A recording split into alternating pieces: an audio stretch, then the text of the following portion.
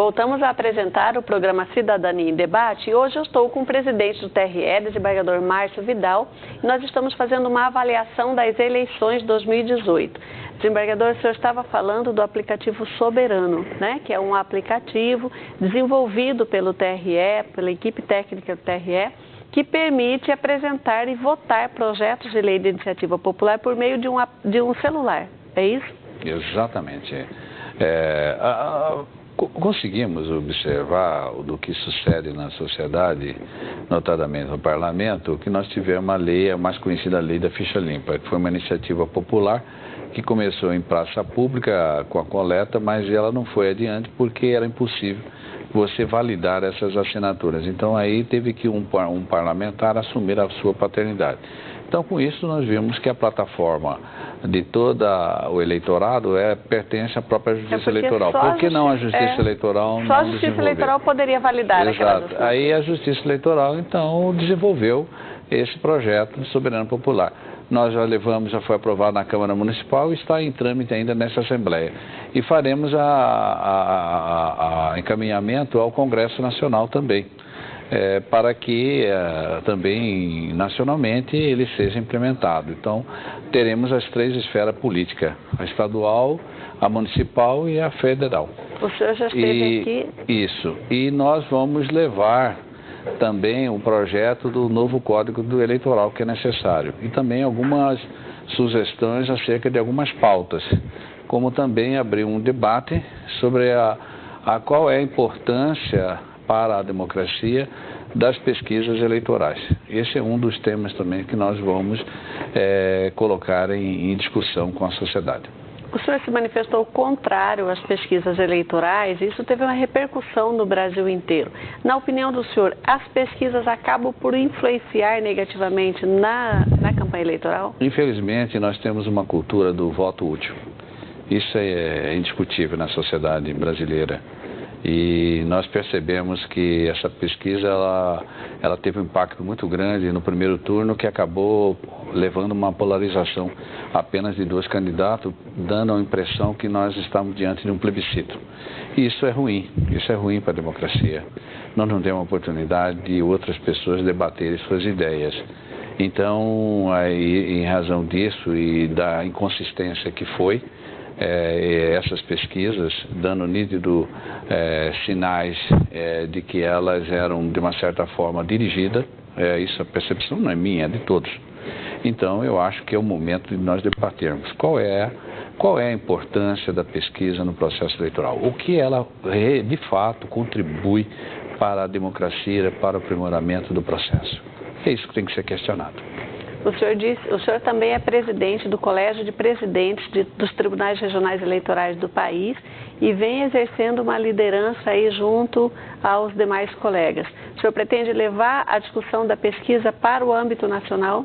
Com certeza, faremos isso no âmbito nacional, não só internamente, como também nacionalmente, a discussão desse projeto e de tantas outras pautas que diz respeito ao fortalecimento da cidadania, à política e, fundamentalmente, à democracia. Essa questão das pesquisas, elas podem entrar já na minuta do novo Código Eleitoral? Porque ele tem uma minuta que vai ser entregue, já foi entregue para o Congresso, mas vai ser reafirmada nessa nova composição, né? Na verdade, ela não foi encaminhada ao Congresso porque justamente por causa desse processo que nós estávamos.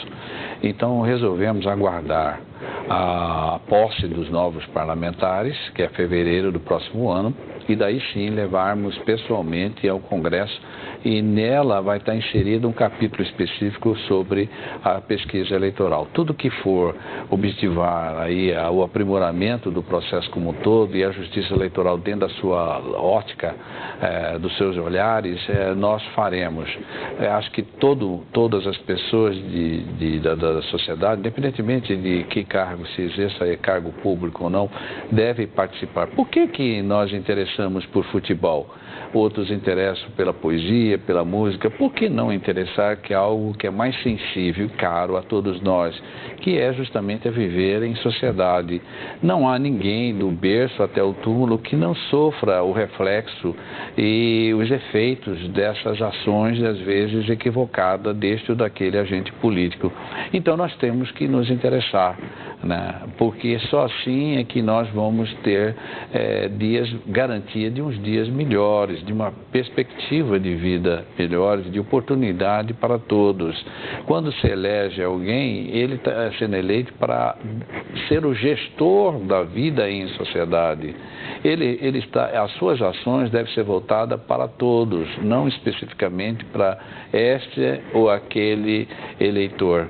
Então é isso que nós temos que buscar. E a Justiça Eleitoral está de portas abertas, ela é parceira da sociedade, a razão dela existir é a sociedade, não é interesse nenhum de qualquer que seja o seu agente público, né?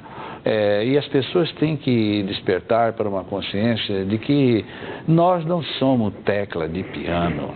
Nós somos a melodia do destino da nossa própria vida. Então isso nós precisamos acordar, nós temos que sair dessa escuridão que nós estamos vivendo.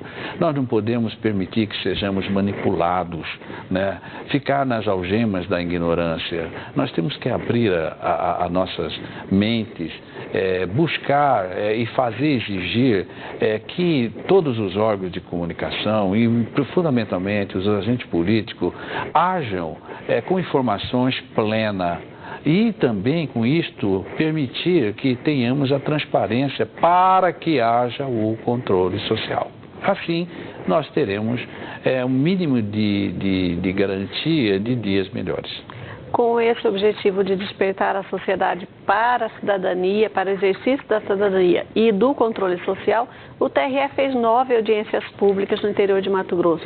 O senhor pretende continuar esse trabalho depois da eleição? Isso aí já passou a ser institucional. Ele tem um rótulo hoje de diálogo da cidadania. Nós já fizemos 9 edições e vamos para a 10ª edição ainda este ano. E no ano que vem já terá um calendário prévio. Ele está já, de uma certa forma, institucionalizado no Tribunal Regional Eleitoral, a exemplo do voto consciente. Esses são algumas das ações que nós, desde o princípio, a equipe toda, vem trabalhando, e a exemplo de você, que é da comunicação, estabelecer essa interface com o cidadão eleitor, fazer vê-lo que ele é o grande protagonista.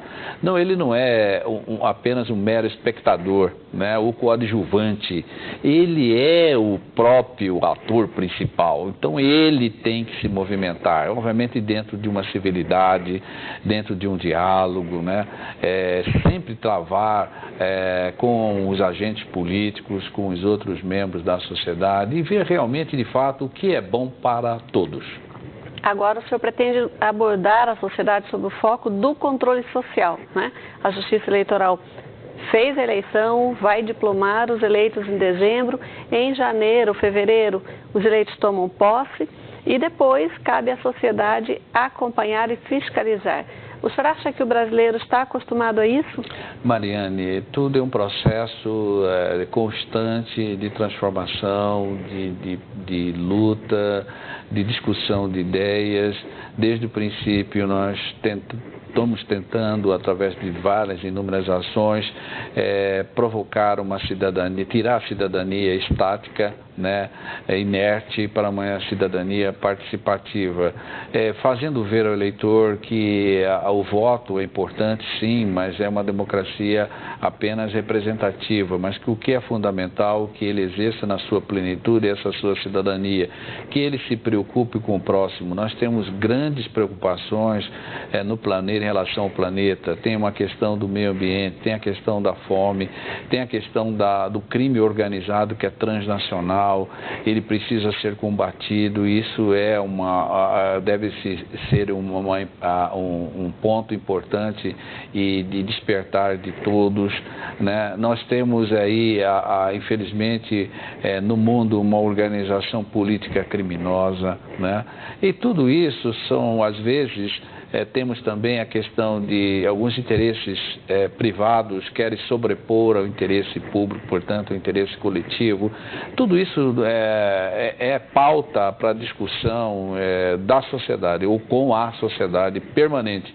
com isso nós vamos reduzir os riscos de desastres, né, sociais, né, de uma patologia social, a exemplo do que fomos aí deixado todos de surpresa, que foi a corrupção, né, que foi está sendo evidentemente investigada, e você vê a proporção que é algo muito assustador. Por que tudo isso aconteceu? Porque nós deixamos de exercer uma cidadania participativa, ficamos apenas inerte diante de todo esse quadro.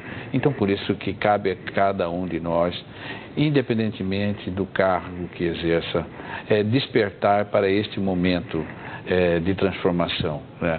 Assim retirarmos todos da ignorância, da escravidão, da opressão, né? De um serviço de saúde, de educação, de transporte, segurança deficitário.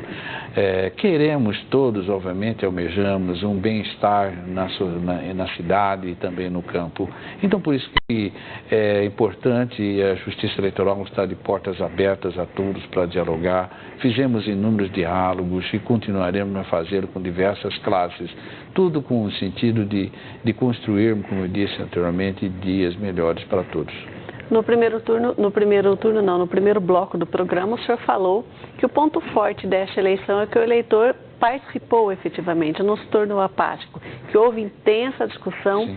sobre grupos políticos, mas ao mesmo tempo houve uma polarização, né, e as pessoas, talvez manipuladas pelas pesquisas, foram para um lado ou para o outro. E a gente percebeu aí que teve muita gente que não votou no candidato, votou contra o outro candidato. O senhor faz essa análise também? Exatamente. Essa foi a percepção que eu disse anteriormente, que nós precisamos questionar a pesquisa, né?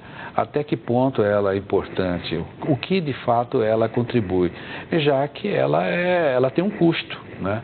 E se ela tem um custo, alguém financia esse custo. Quem é que está financiando esse custo? Obviamente que são pessoas que vão financiar têm seus interesses, o que é normal, as pessoas, os seres humanos, têm os seus interesses. Então, se ela não contribui, então eu penso que ela deve ser evitada, né? Porque talvez, se não houvesse essas pesquisas da forma como foram feitas, e com, às vezes, números não muito seguros, né? Poderíamos ter um segundo turno diferente, um outro cenário. Talvez, né? Um político de centro-esquerda, centro-direita, enfim. Não se sabe o certo, não temos também nenhuma garantia disso. Mas pelo menos a percepção que ele impactou. Então, eu acho que é o momento de nós discutirmos, dialogarmos, e inclusive os métodos que são empregados. Porque o que me incomodou, na verdade, também foi... eles fazem um registro, protocolo formal apenas na Justiça Eleitoral. A Justiça Eleitoral não tem meios legais para verificar, para aferir se aquele método empregado cientificamente é o mais correto ou não, se há alguma burla ou não. Aí depois eles ficam aí aos quatro cantos do planeta dizendo que ele foi protocolado na Justiça Eleitoral. É exemplo do que sucedeu em relação à questão do Caixa 2, né? Eu registrei o custo da campanha na Justiça Eleitoral, mas a Justiça Eleitoral não sabe. Isso não comprova se ele fez ou não Caixa 2. Se ele fez Caixa 2 da mesma forma que o registro da pesquisa não comprova qual é a origem desse dinheiro. Não se tem. E lembrando a todos e a todas que o Parlamento é um espaço democrático de grande relevância e que nós deveríamos interessar mais em acompanhar as ações dos parlamentares, porque é eles que editam as regras, como eu disse, mas também é muito importante que vocês tenham que analisar de que forma vem essa redação, né? Se essa redação ela vem de uma forma clara, precisa na linguagem, para não dar aso à dupla interpretação.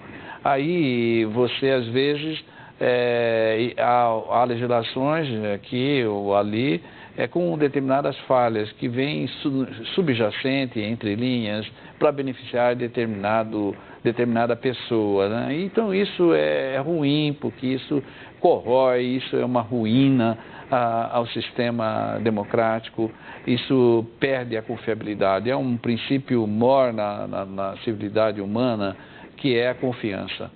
Todos têm que inspirar confiança. Se você não transmite isso, você não tem confiabilidade e, credibilidade, e, consequentemente, você não tem as adesões da sociedade. Desembargador, a gente chegou ao fim do nosso programa. O tempo parece longo, mas a conversa, quando é boa, a gente não percebe o tempo passar. Obrigada pela sua presença aqui. Fica o convite para um novo retorno para a gente continuar esse bate-papo. Eu que, mais uma vez, agradeço esse espaço para nós estarmos constantemente dialogando via desse canal com a sociedade matogrossense. E você que permaneceu com a gente até agora, acompanhe nos próximos debates. Nós pretendemos discutir aqui qual é a função do parlamento. Fique com a gente nos próximos programas. Até lá!